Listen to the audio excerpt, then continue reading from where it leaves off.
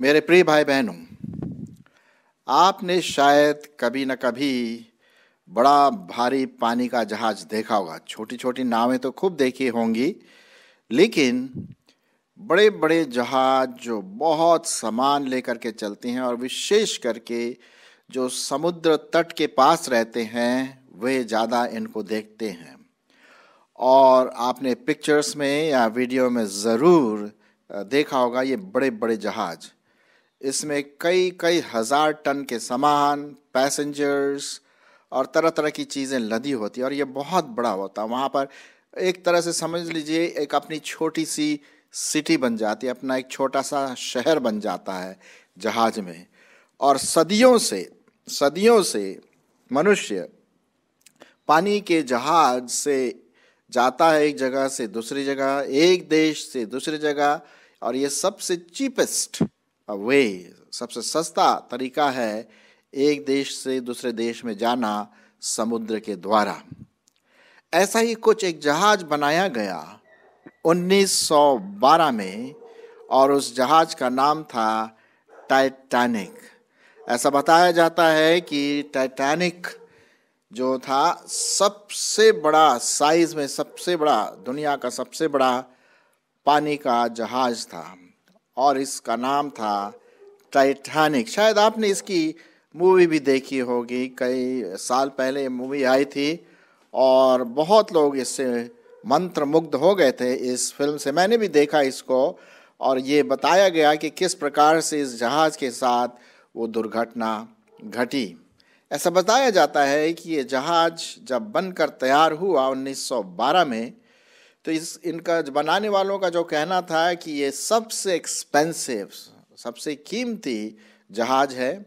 Latest technology जो उस समय की थी 1912 में, उसको ध्यान में रखते हुए इस जहाज को बनाया गया और इसमें कई टन, हजारों टन सामान आ सकता था और इस जहाज को करीब 3000 पैसेंजर को ले आ सकता था।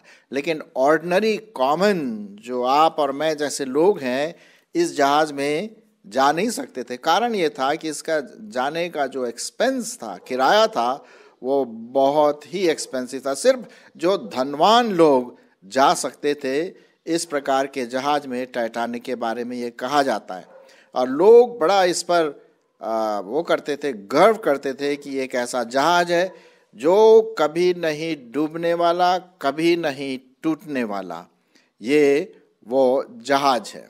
और इसके बारे में ये बताया जाता है कि जब ये 11:15 15 अप्रैल 1912 जब ये जहाज चलने को तैयार हुआ और थोड़ी दूर जा कर के एक आइसबर्ग से टकरा गया। अब आप सोचेंगे आइसबर्ग किस बला का नाम है। आइसबर्ग उसे कहते हैं हिंदी में, तो मुझे नहीं पता, लेकिन एक बर्फ का बड़ा भारी टुकड़ा होता है जो एक छोटे से पहाड़ के समान दिखाई देगा। इस जहाज ने उस टुकड़े को सोचा कि बहुत छोटा है, इसलिए उतना ध्यान नहीं दिया। लेकिन इस टुकड़े के नीचे जो बड़ा भारी इसका आकार होता है, बर्फ का टुकड़ा, वो बहुत खतरनाक होता है। और ये जहाज उसी आइसबर्ग से या उस बड़े बर्फ के टुकड़े से टकरा गया। और जैसे ही 11:15 पर, ये रात की बात है, ये जब वो टकराया तो उसके नीचे के जो भाग हैं वो टूटने लगे। हालांकि उस समय जब ये टकराया तो लोगों को थोड़ा सा कुछ लगा कि यार कुछ हुआ है, लेकिन लोग अपने गाने पीने, खाने पीने, मस्ती में लगे थे। उस समय एकदम उनका एकदम नाश नहीं हुआ। लेकिन धीरे धीरे ये जहाज का सामने वाला भाग डूबने लगा, जैसा कि आप इन स्लाइड्स में देख रहे हैं। वो डूबता चला गया। जब ये डूबता चला गया तिरछा हो करके, तब लोगों के ध्यान में आया, अरे हम तो डूब रहे हैं। और बताया जाता है जो गवाह बचे थे, करीब जो गवाह बचे थे उस जहाज में से 705 लोग बचे थे। बाकी 2200 लोग उसी समय उस समुद्र के अंदर डूब गए। जैसे ये जहाज धीरे धीरे नीचे गया, फिर आजू बाजू से कुछ नौकाएं या कुछ छोटे जहाज आए और रेस्क्यू करने की कोशिश किया।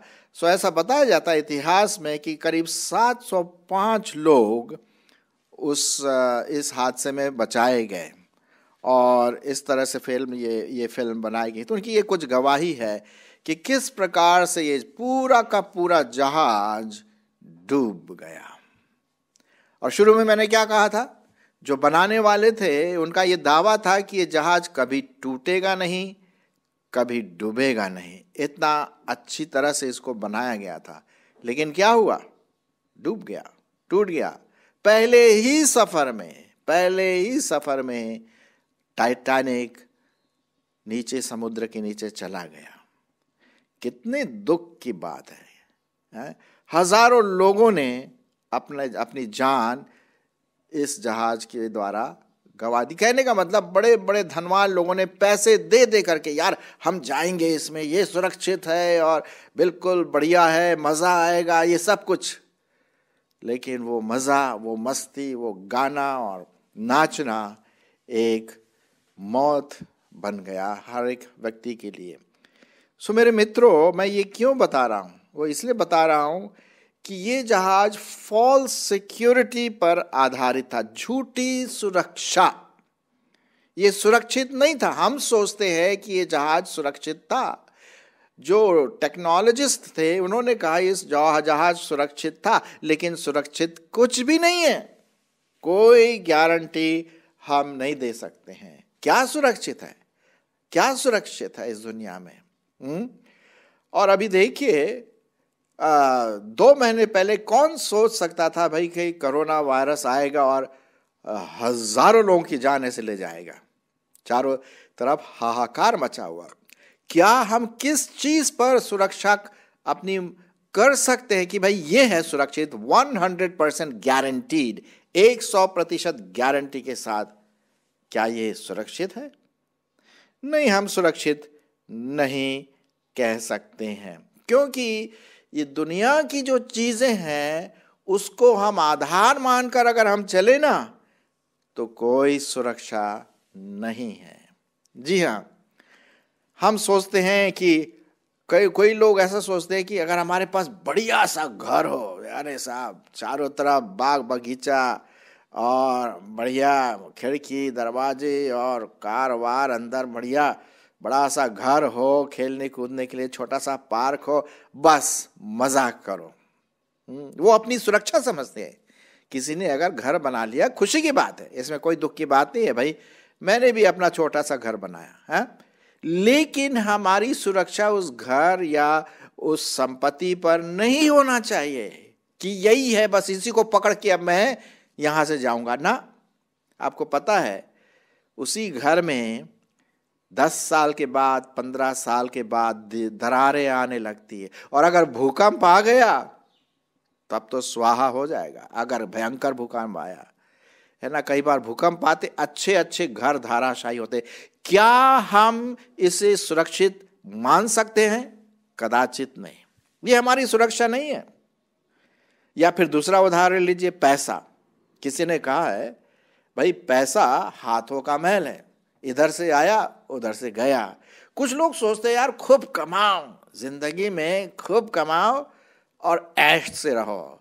और आजकल आप देखते हैं कि किस प्रकार से एडवर्टाइजमेंट आते हैं, धनवान बनना है तो ये करो वो करो, और कई लोग लालच देते हैं। कई लोग इस लालच में बिल्कुल गरीब बन गए। पैसा हमारी सुरक्षा नहीं, ये फॉल्स सिक्योरिटी है मेरे दोस्तों, ये झूठी सुरक्षा है। इस पर हम ट्रस्ट नहीं कर सकते, जैसे कि टाइटैनिक पर हम ट्रस्ट नहीं कर सकते थे।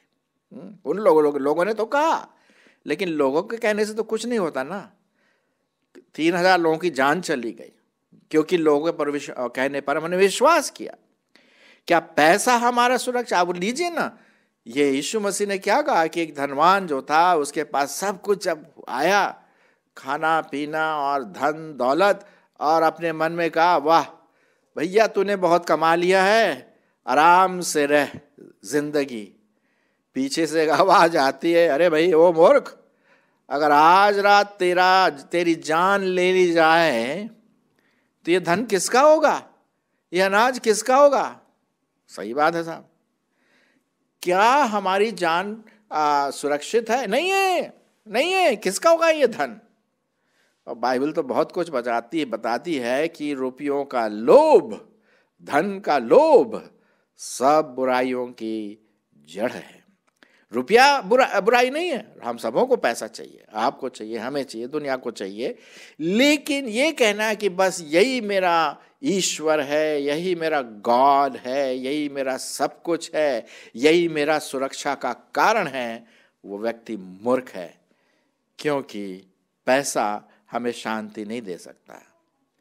फिर और एक चीज ले लीजिए, कुछ लोग सोचते अरे साहब मेरा स्टेटस है, मेरा ओहदा है समाज में, हाँ मैं ये हूँ, मैं चेयरमैन हूँ, मैं कलेक्ट्रेट हूँ, मैं डीएम हूँ, मैं पुलिस ऑफिसर हूँ, मैं पॉलिटिकल लीडर का वो कोई लीडर हूँ।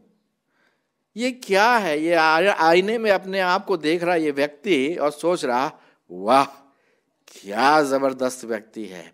वो सोचता है कि ओहदा, स्टेटस वही सब कुछ है। जी नहीं, वो सब कुछ नहीं है।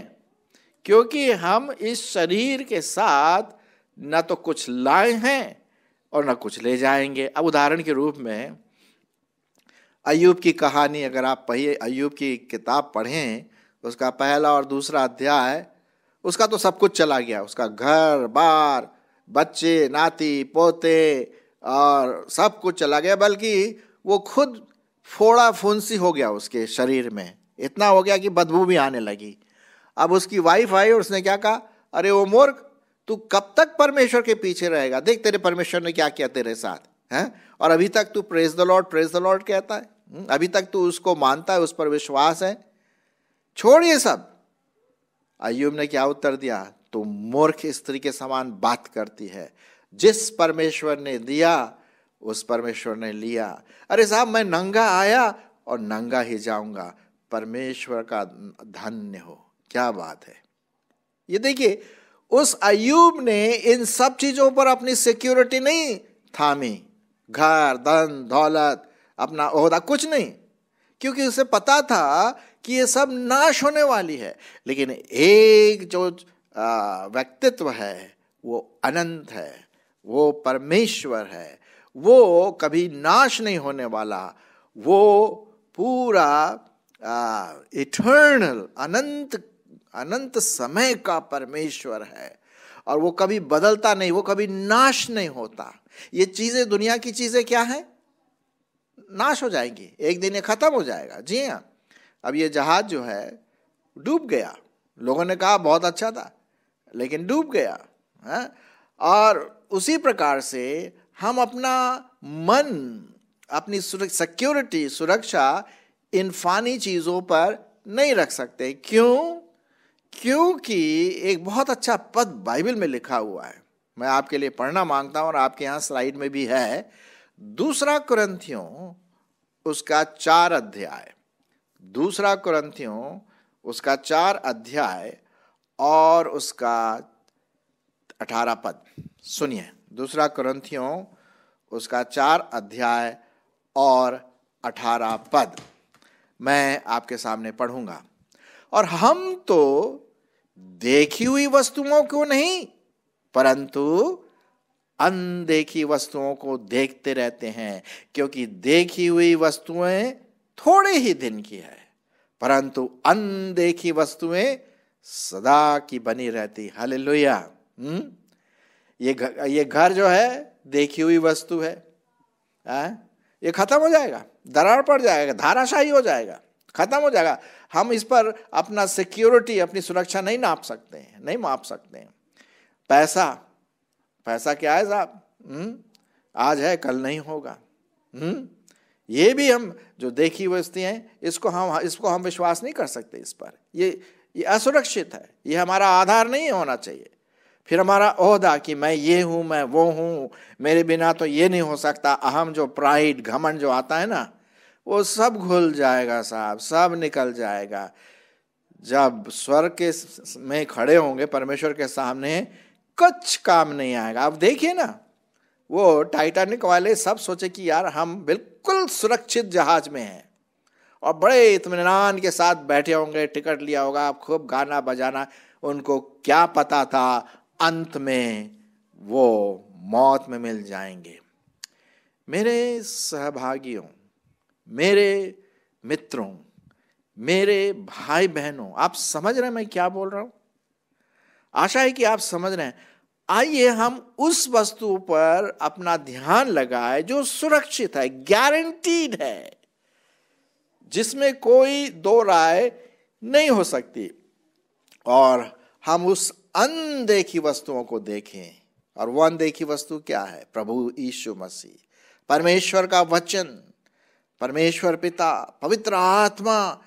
ये है वो जो अनदेखी है, जो हमारे साथ, मेरे साथ, आपके साथ, जो उस पर विश्वास करते हैं उनके साथ रहती है। क्योंकि देखी हुई वस्तुएं कितने समय की? थोड़े समय की है, लेकिन अनदेखी वस्तुएं सदा की बनी रहती है। इसलिए बहुत जरूरी है कि आप और मैं अपने आप पर ट्रस्ट ना करें, अपने आप पर विश्वास ना करें, लेकिन किस पर विश्वास करें? Trust in the Lord with all your heart. पूरे मन से, पूरे तन से, पूरे व्यक्तित्व से आप परमेश्वर पर विश्वास करें। जी हां, ट्रस्टिंग इन द लॉर्ड। किसी चीज पर नहीं, पैसों पर नहीं, जहाज पर नहीं, घर पर नहीं। हालांकि ये सब बहुत जरूरी है, मैं ये नहीं बोल रहा, बहुत इंपॉर्टेंट है, बहुत जरूरी है, लेकिन कहना कि यही सब कुछ है मेरे लिए, ये मूर्खता वाली बात होगी। अपना ओहदा या और भी दूसरी चीजें जो हम बहुत प्रिय जानते हैं, ये सब चीजें नष्ट होने वाली हैं। बिल्कुल साहब, अंत का दिन आने वाला है और नष्ट होने वाली। सो आइए हम अपनी आंखें उस तरफ क्यों ना चढ़ाएं, उस तरफ क्यों नहीं घुमाएं जो अनंत है, जो बिल्कुल स्थायी है, बिल्कुल अनंत, इटर्नल है।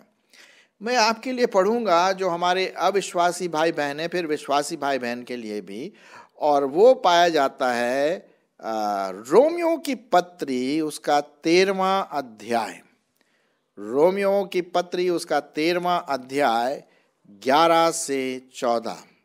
सुनिए। अब देखिए, समय आ चुका है कि हम जाग जाएं। ये कोरोना वायरस ने हमें जगा दिया, आप माने या ना माने, कोरोना वायरस ने आपको और मुझको झकझोर दिया, जगा दिया। भैया होशियार हो जाओ, कल को कुछ और होने वाला है। ये तो छोटा सा है, और भी क्या होगा आगे देखते हैं। लेकिन परमेश्वर का वचन कहता है कि जब तक समय है हम अपने आप को संभाल लें। 11वां पद से मैं आपके लिए पढ़ूंगा। और समय को पहचान कर ऐसा ही करो, इसलिए कि अब तुम्हारे लिए नींद से जाग उठने की घड़ी पहुंच चुकी है। क्योंकि जिस समय हमने विश्वास किया था उस समय की तुलना से अब हमारा उद्धार निकट है। 12वां पद, रात बहुत बीत गई है और दिन निकलने पर है, इसलिए हम अंधकार के कामों को छोड़कर ज्योति के हथियार बांध लें। जैसे दिन में वैसे ही हम उचित रूप से चलना चाहिए, न कि लीला क्रीड़ा और पियक्कड़पन, न व्यभिचार और लुचपन, और न झगड़े और ईर्ष्या में, वरन प्रभु यीशु मसीह को पहन लो और शरीर की अभिलाषाओं को पूरा करने का उपाय ना करो। यदि आप सुनने वालों ने अभी तक प्रभु यीशु मसीह को ग्रहण नहीं किया तो पहली बात तो आप यीशु मसीह पर विश्वास करिए कि वो आपका उद्धार करता है। उसने अपना बलिदान दिया, तीसरे दिन मुर्दों में से जी उठा, वो हमारे उद्धार का कारण है। पैसा हमारे उद्धार का कारण नहीं है, हमारा ओहदा हमारे उद्धार का कारण नहीं है, हमारा घर, बंगला और संपत्ति, धन दौलत उद्धार का कारण नहीं है। यीशु मसीह जो रॉक ऑफ माय सल्वेशन, वो है उद्धार का कारण। और इस बात को ध्यान में रखते हुए हम देखें कि जब हमने प्रभु यीशु मसीह को ग्रहण किया तो हम पूरा तन मन धन उसको लगा, उस स्थायी परमेश्वर, वो जो अनंत काल का जो परमेश्वर है, जो कभी मिटने का नहीं, कभी नाश नहीं होने का, कभी डूबने का नहीं, हमेशा उसके साथ रहेंगे, है ना। अब इसी जहाज के समान एक और जहाज था पुराने नियम में, उत्पत्ति की किताब में पढ़ते हैं, जब 40 दिन तक जल प्रलय हुआ, द फ्लड जिसे हम कहते हैं, वो भी एक जहाज था।